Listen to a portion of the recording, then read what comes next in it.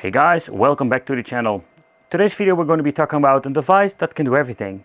This sounds like a bold statement, but it isn't, because this thing can do everything when it comes to playing video games. Some time ago I already picked up this free gaming device, or at least it was not like really gaming, it was just an information device.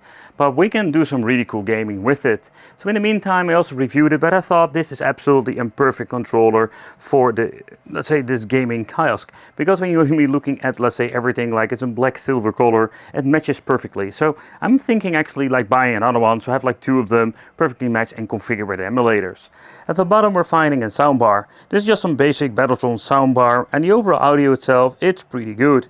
However, I was just missing some bass. And that brings us to the big box of fun over there.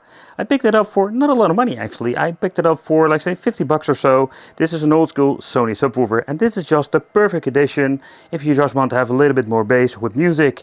We can turn it on separately. It also has like a power saving mode, so we can even mess with the levels. We have even a movie and music mode, just leaving it as it is because this is the perfect deep bass I was searching for.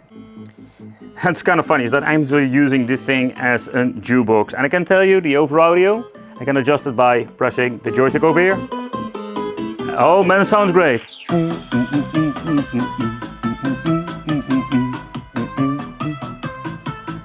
Without the bass. Can you actually hear the difference? I think you can. Woo!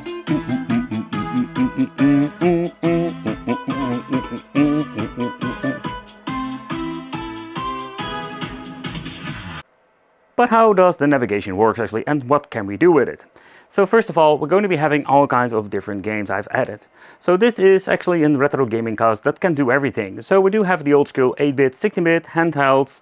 So what I actually did is did not add a lot of different games, because I just wanted to keep it like a personal great collection. So you can see that we do have only 3 games with a Sega CD that I added from my collection.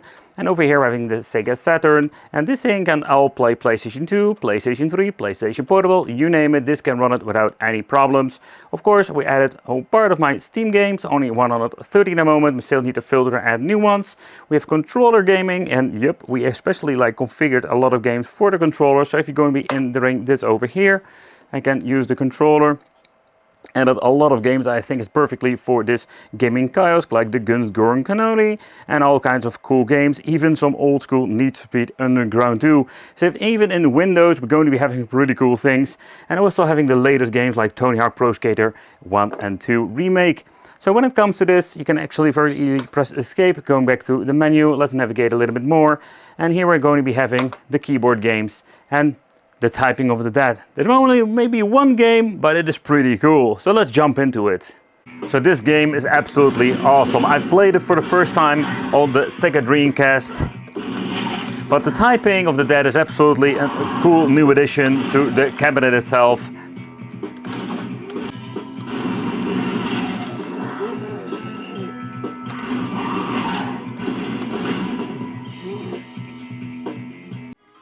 But of course the keyboard is one of the features. So let's move on to the controller. And the controller is absolutely one of the things I'm really glad with, because this is not like the most supreme ultimate controller. I just love this thing for as it is, because these really, I think they were selling this, let's say, particular joystick, the Logitech, for ages now. But how is it when it comes to the controller itself? So controller, we do have the option, and with the controller we do have a lot of different cool games. So yeah, I already mentioned a couple of games. They're actually on here. I think to the very powerful PC we can actually play all kinds of cool games. But let's go old school with Underground. But what I find absolutely amazing is that with the Launchbox front end we can actually very easily like adjust the volume in the game itself. So this is just such a cool game to play, and one of the reasons is that the PC version is absolutely one of the best ones out there. You can just play this on the highest resolution, or at least the higher resolution this game was extended for, and having the best overall, let's say, race fun with it. And I think it's so much cool to actually play these old school games, and this is such an overall fun experience. Let's crank up the volume. And out of the box, we can just play this without any problem whatsoever. I've been playing around with this retro gaming kiosk for quite a long time now, but I can tell you that just going into the old school games is a lot of fun. If you go on to exit the game, you can just fairly easy using the keyboard underneath over here. So the touch, sometimes it is enabled in some of these things because it actually showcases as the mouse. So if you want to just get out of the game, that can be done fairly easy. Quit the game, use the trackball, or you can actually use the quit game of the touch if you want to, but I think the touch itself is something of a different story. But yep, this thing can also have touch. I already mentioned before, and I think this is one of the cool features too. So I've been searching for months now for different kind of touchscreen games. So having the Wizard's Pen, and you know that I'm still figuring out which one I'm going to be actually like playing and adding and keeping, because I just want to filter and put the best games on here. So the Chisel Deluxe is one of those examples. I found it from a thrift shop for like 50 cents. And this is such a freaking cool game to play. The touchscreen works quite well when it comes to this. Everything is quite huge. I think this is like an old school single touch overall, let's say, experience when it comes to the touchscreen. And you do notice it, that it is kind of a, you know, it's kind of old. But if you're going to be playing these old school games that are like absolutely massive when it comes to the resolution, you know, you can fairly easily play these old school games and have like puzzle games and everything else on here. I think it's absolutely awesome, and I must say that I really enjoy this game. It is something I have on my GVL retro machines.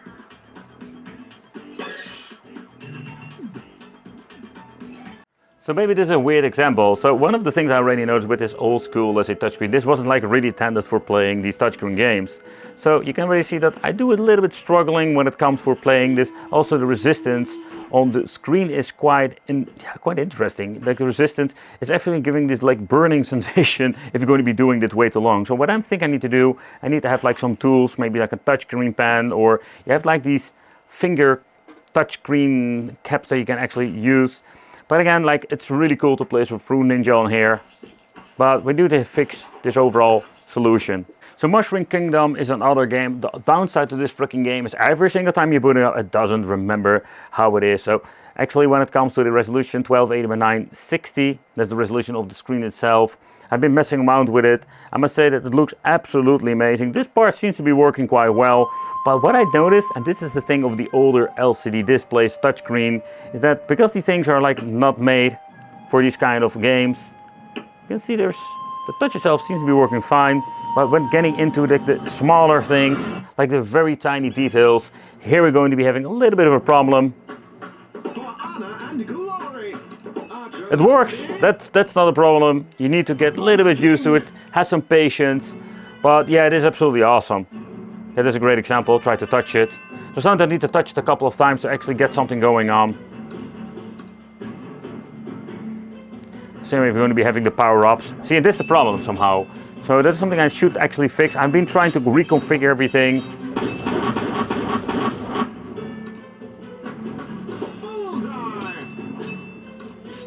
Oh, want to buy more.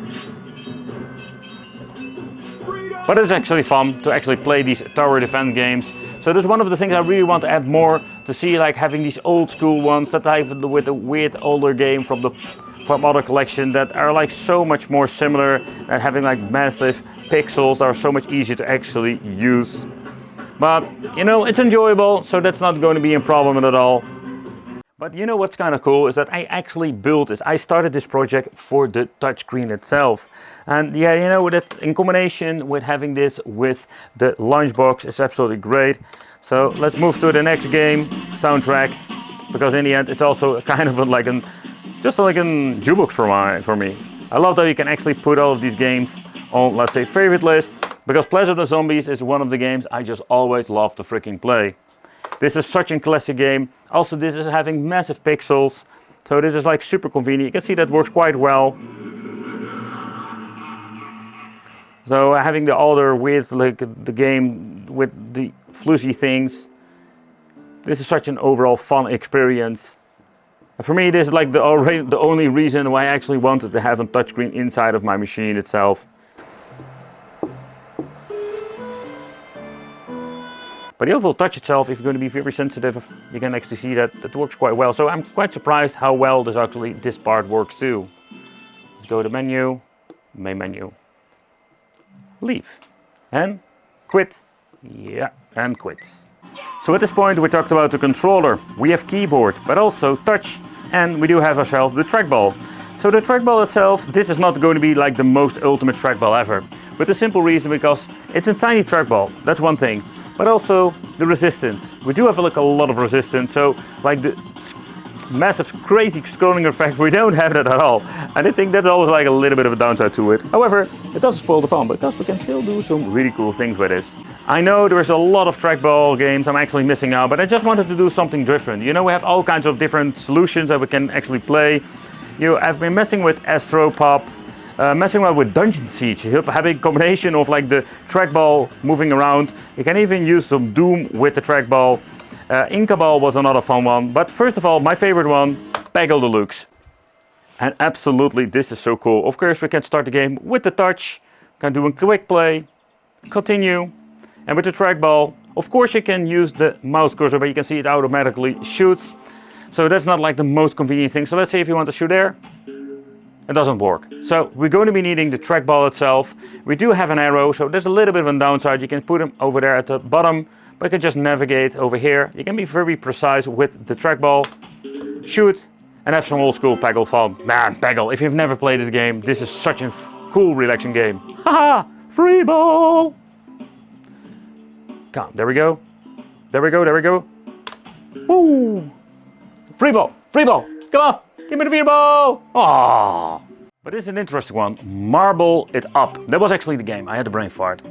So this is a very interesting game because we can actually use a controller if you want to, but I'm not going to be doing that. So this is an interesting story because you can actually just use the trackball and have yourself a lot of fun. This is just an overall explaining. But I think the trackball will give like a different dimension to the game itself. So I think we can do W as AD for just navigating, press the space for jumping. Oh crap, I'm messing it up. But the point is like we can use the keyboard and we can use the mouse itself. So we can change out the sensitivity if you have some problems with that. But I think with this it's just a lot of fun. Oh, there we go. Jump, ah! So we talked about all kinds of different things we can do with it, but there was one thing I added to this machine that makes it can do everything. So we have controller, keyboard, trackball, and we had like the touch, but we're still missing something, and that were the light guns. Yep, I added myself light guns. I think this is so cool, like some new add-on, but the difference is that I went for a different direction. So first of all, I didn't want to implement all the same games that I have like on, let's say, my arcade water machine over there, because I already have a retro shooter and a lot of cool retro games. So what I actually wanted to do, we're having Trigger Happy, Point Blank X. Point Blank X was not something I really wanted again in the end, because this is something I can also play on some other, let's say, system, but still it's a cool, very nice add-on. Going to be trying a couple of them. So Grand Shooter, we're having Major Mayhem, and I've got a couple of other ones that are really a lot of fun. So we do have the option to implement 2 light guns, but most of the time I do play alone. So I actually went for just one single Sinden. And the reason I went for the Sinden, because this is going to be so much easier and convenient to play. Because if you're going to be using sensors, where do I need to put them? I can put them on top, but that's absolutely ugly. I can drill holes to put them in there. But I was thinking, you know, don't drill holes or anything else. Just use the Sinden, because this is just a really nice light gun solution and it's going to be super convenient. So let's plug it in. And where do I plug it in? Because I made a special place for that. At the side we do have a USB hub that we're going to be plugging in all of the other controllers, and in this case the light gun itself. So let's plug this bad boy in. Let's see if I can find it. Then we need to put it in like that. I have no idea, where is it? But everything's plugged in. I don't see any bezels going on. Ah, there we go. So we do need to implement the bezels. It's kind of funny that we already have a bezel, but the over accuracy is there. So one thing is for sure, setting up the Sinden, man, what a freaking nightmare it was. But I wrote a lot of great tutorials so that helped me out. So what we're going to be needing to do is boot up the game, already set it up. So I actually need to plug in the freaking light gun, and then we're going to be setting up the bezel. Let's see if this is going to be working out a little bit better. We still have this weird bezel, so that's quite unfortunate. But again, I just wanted to showcase. You can see this works quite well, thanks to technology.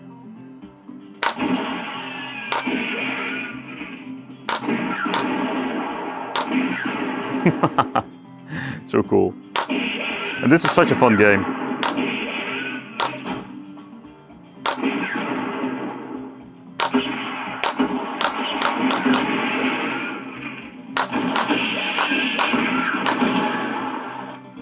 Moving up to the point blank game. So this is such a fun overall game. Let's go with the ninja situation. So it's kind of interesting is that you can see that flickering going on.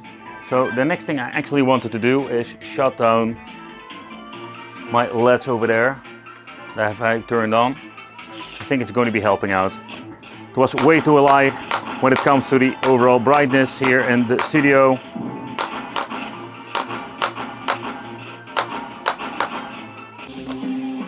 Grand Shooter, another really cool game that you can actually find. I think it's also on Steam. I've been testing it out with the retro shooter, but this is such a very fun game to play. Beautiful. So the overall feedback system is there. So when it comes for playing with the sending gun, I just love this thing. It does have like a very nice way to it. The reloading is great. But of course, yeah, when it comes to setting up, I think it's a lot of work, and we're going to be having a bezel. So I think I still need to fix the bezel because it's very strangely like configured. So there's another thing I need to fix. So this is like we're still a work in progress, but I just wanted to do a showcase. So the light guns, I actually add them. I'm kind of in a regret that I did this because I love the retro shooter or like say the Sin itself. Yeah, I just wanted to have light gun games, and so this thing can actually do everything. But didn't realize how freaking nightmare it was to set up the sending gun. But let me know in the comments what you done when it comes to, let's say, using light guns. So when it comes to the cabinet itself, this thing looks absolutely stunning. It's super slim, and this thing is just an absolutely eye-catcher for every single gaming room. Just the way how this thing looks and what it can do now is absolutely cool. However, we're going to be looking at the back. We did find something I just needed to fix.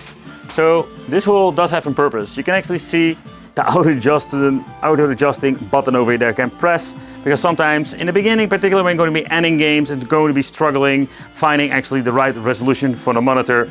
So the idea is actually to add 2 Sin guns in the future. But yeah, I think I need to mess around more with, let's say, emulation and everything. But for now, I think I'm just going to be having a handful of games. It's fine with me. But what does this actually power on, and how did I connect everything? Let's remove this piece over there, because under here we're going to be finding the emulation power. Yeah. So I can fairly easily remove this massive piece of metal. I just want to give you a quick overview from how everything is connected. So first of all, this is the power strip, an original one with an on and off switch. So I didn't need to use every single hole. However, I did use a power supply now for the power for the soundbar. Otherwise I had some issues. Extending cable for actually going to the subwoofer over there. So what I actually needed to do with this particular one, this is like some cable nightmare, because I didn't use the original JMK Tech front jack because that one didn't work anymore. So what I actually did is just using an external, say, sound card from AliExpress. Man, these things work like a charm. I used some converters going from jack to tulip, and with tulip I went all the way over there at the back over to the subwoofer. So that's actually how I did it. So you can see the blue cable over there at the front with the USB 3.0, and went for a powered hub because I needed to have more USB powered hub, or actually I just needed to have more power and juice. So I went for this powered hub from AliExpress too. It was like really inexpensive. And yeah, combined with everything, this is how it actually assembled. Everything is going to be powered with the JMK Tech, with the AMD Ryzen, the 7000 series, or actually the AMD Ryzen number 9. So this thing is absolutely awesome.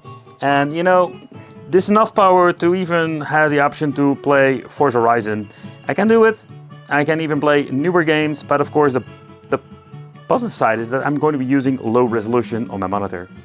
But how about the overall emulation performance? We can do some really cool things over here. Yep, and with emulation we can even play PlayStation 2, 3, whatever. But like I mentioned before, I didn't implement a lot of stuff. However, I did implement my favorite games. So let's get into that. Let's get into some videogame farting, or let's say Cruise in the USA. On this beautiful display, playing some old school, let's say Cruise in the USA without any problem, glitches whatsoever. And I think this was always my idea, to have like an multifunctional retro gaming kiosk that can do everything. And you know, it can actually do everything. But when it comes to playing PlayStation 2, we have no problem and even do some upscaling. And you know, I think this is one of the coolest things that I ever did when it comes to making something like this. So we have like a normal 4x3 monitor in here, and we can just play these old school games. Oh man, I need to wait and again of this freaking intro of the Burnout 3.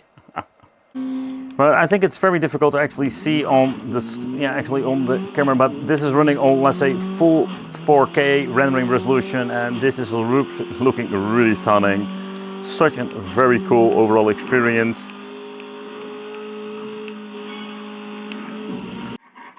But of course, having such an amazing over audio with the subwoofer, oh, I'm getting some goosebumps over here. This sounds so great. But of course we can play these games without any problems. Sega 32X, Sega CD, you name it. And with big bucks it's quite easy to all set up. What I love about, by the way, this freaking controller is that the D-pad, the floating D-pad construction. Oh yeah. This part of song.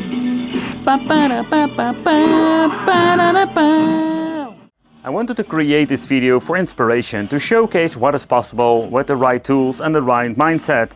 This is such a very cool project of mine, and I've been enjoying this machine for a very long time now. And this is something you also can make with the right tools and of course the right equipment. I don't know if you can actually find something similar with all of the features, but if you're going to find the right amount of parts, man, having a touchscreen controller, keyboard, trackball and the Lightgun, this is absolutely a dream come true. Let me know in the comments what do you think of this overall configuration. Thank you for watching, and it will be great to see you in the next video.